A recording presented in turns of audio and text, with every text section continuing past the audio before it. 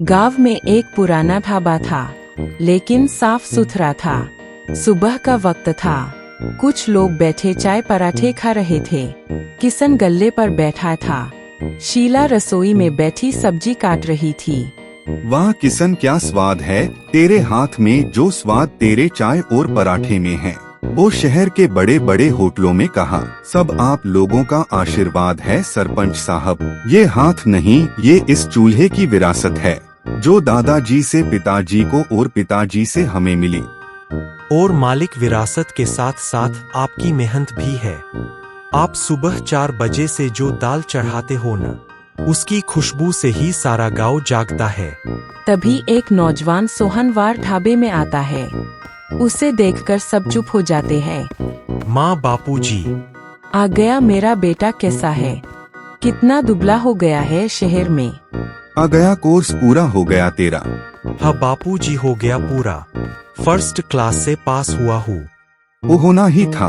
आखिर हमारा आशीर्वाद जो था तेरे साथ। चल हाथ मुंह धो ले। रामू, जा भैया के लिए एक्स्ट्रा मक्खन मारकर पराठा लेकर आ। नहीं बाबूजी, पराठा नहीं, बस एक ब्लैक कॉफी बना दो, बिना चीनी के। किशन, रामू और सरपंच साहब तीनों एक दूसरे को देखते हैं। ब्लैक कॉफी ये क्या होती है मालिक? अरे वो शहर की कड़वी चाय। जा तू दूध वाली चाय ही बना। ये सब नखरे शहर में छोड़कर आया कर। कोई बात नहीं, मैं खुद बना लूंगा। सोहन किचन की तरफ बढ़ता है। किशन उसे देखता रहता है। यह बार बंद हो चुका था। किशन, शीला और सोहन रात का खाना खा रहे थे। रोटी और ले ले बेटा। नहीं माँ, पेट भर गया। 2 रोटी में पेट भर गया। शहर जाकर तेरी खुराक भी चिड़िया जैसी हो गई है। ढाबा कैसे संभालेगा तू? बापूजी, मुझे आपसे इसी बारे में बात करनी थी। हाँ हाँ बोल, कल से ही ढाबे को संभाल। सीख ले सब, अब ये सब तेरा ही है। किशन, ढाबा को तू अब सोहन ढाबा बना दे। बापूजी, मैं ये ढाबा नहीं संभालना चाहता। सन्नाटा छा जाता है। किशन एकदम चौंक सा जाता है। ये क्या कह रहा है सोहन? माँ, मैंने होटल मैनेजमेंट की पढ़ाई ये ढाबा चलाने के लिए नहीं की। यहाँ क्या है, वही दाल रोटी, वही पुराने टेबल। दुनिया बहुत आगे निकल गई है। तो क्या करेगा तू? शहर में जाकर किसी साहब की जी हुजूरी करेगा तू? प्लेटें उठाएगा? नहीं, मैं शहर में अपना कैफे खोलूंगा। मैंने बैंक से लोन की बात भी कर ली है। मॉडर्न कैफे जहाँ पास्ता, बर्गर, पिज्जा सब मिलेगा। पास्ता पिज्जा हमारी 3 पीढ़ियों ने लोगों का पेट भरा है, और तू फिरंगी खाना बेचेगा? बापूजी, उसे फिरंगी खाना नहीं, कॉन्टिनेंटल फूड कहते हैं। उसमें ज्यादा फायदा है। ये ढाबा ये बस गुजारा कर रहा है। इसमें कोई ग्रोथ नहीं है। ग्रोथ फायदा ये सब सीखा है तूने? विरासत का मतलब नहीं सीखा? जिस ढाबे ने तुझे पढ़ा लिखा कर इतना बड़ा किया, आज तुझे उसी में ग्रोथ नहीं दिखती।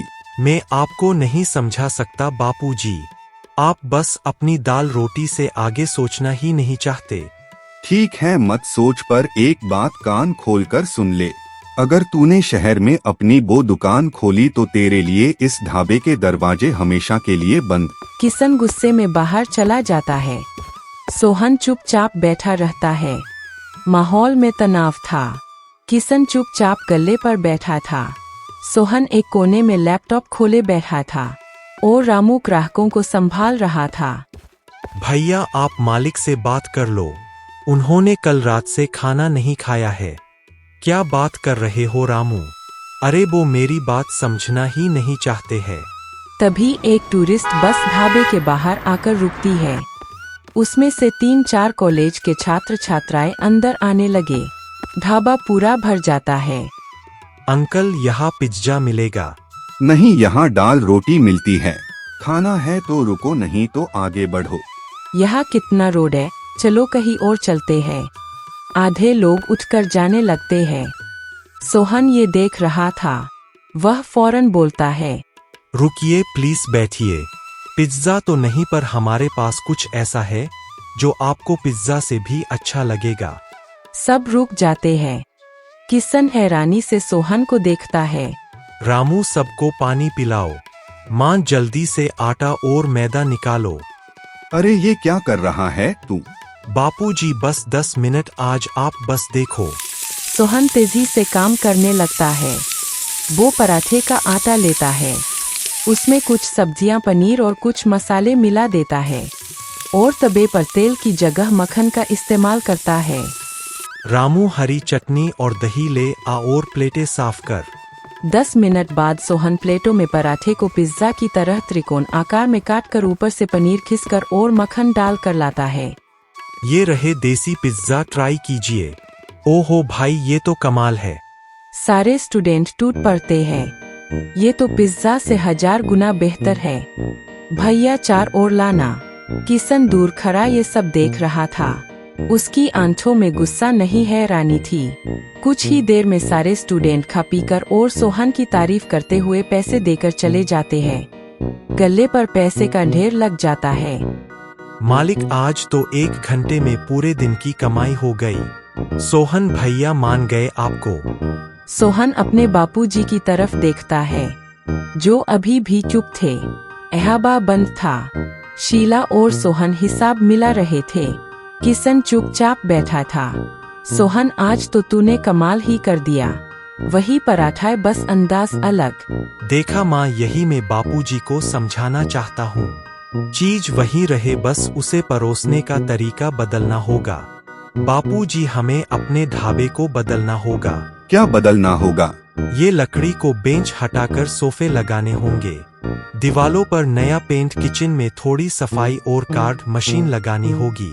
सफाई मतलब हम गंदा खाना खिलाते हैं। और ये लकड़ी के बेंच मेरे दादाजी ने बनवाए थे। इस पर बैठकर तेरे दादाजी ने खाना खाया है और तू इन्हें उखाड़ फेंकना चाहता है। बापूजी, आप बात को कहाँ ले जा रहे हैं? तू ले जा रहा है। तुझे मेरी दाल रोटी, मेरी विरासत सब पुराने लगते हैं। इस सब में ग्रोथ नहीं दिखती। हाँ, नहीं दिखती क्योंकि आप वक्त के साथ बदलना ही नहीं चाहते। आप बस इस ढाबे से चिपके रहना चाहते हैं, भले ही यह कल को बंद हो जाए। चुप हो जा। शीला और रामू चौंक जाते हैं। पूरे में सन्नाटा छा जाता है। ये ढाबा बंद होगा। ये ढाबा मेरी जिंदगी है।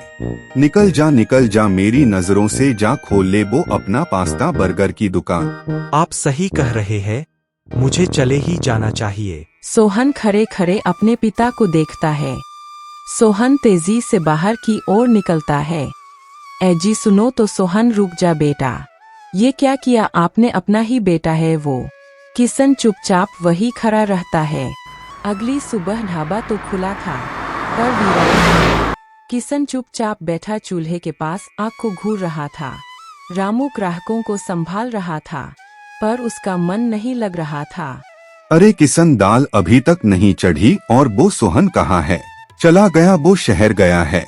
क्यों? उसे ये ढाबा ये सब पुराना लगता है। उसे ग्रोथ चाहिए, तो इसमें गलत क्या है? किशन चौंक कर सरपंच साहब को देखता है। किशन, जब तेरे पिताजी ये ढाबा चलाते थे तब बहुत ही पुराने जमाने की थाली और कम ही मेन्यू था। फिर तू आया, तूने स्टील की थालियाँ शुरू की है न? हाँ, तो उन्होंने लकड़ी के चूल्हे पर खाना बनाया।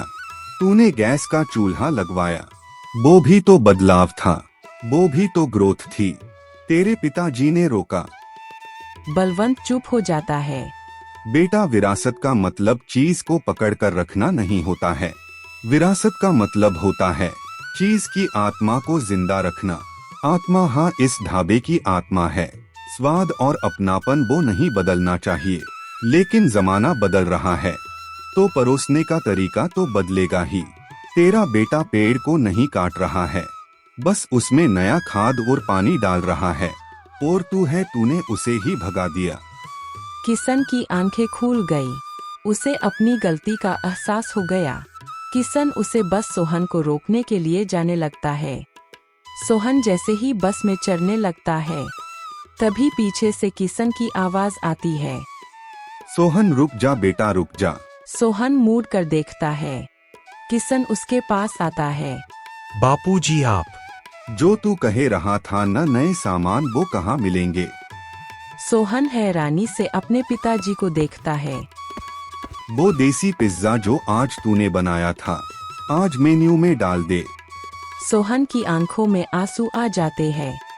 वह अपने पिता से कहता है, बापूजी सही में मुझे माफ कर दीजिए बापूजी। पगले बाप से कोई माफी मांगता है।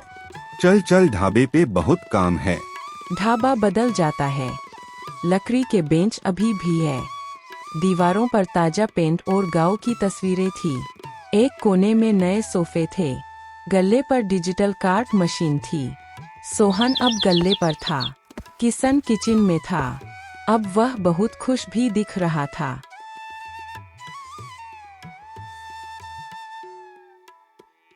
तभी वहां सरपंच साहब भी बैठे थे। अरे नहीं नहीं भाई, हम तो हमारी दूध वाली चाय ही पियेंगे। जब तक वो न पियो तो दिल को चैन नहीं पड़ता। और फिर सब ऐसे ही हंसी मजाक करते और ढाबा भी अच्छा चलने लगता।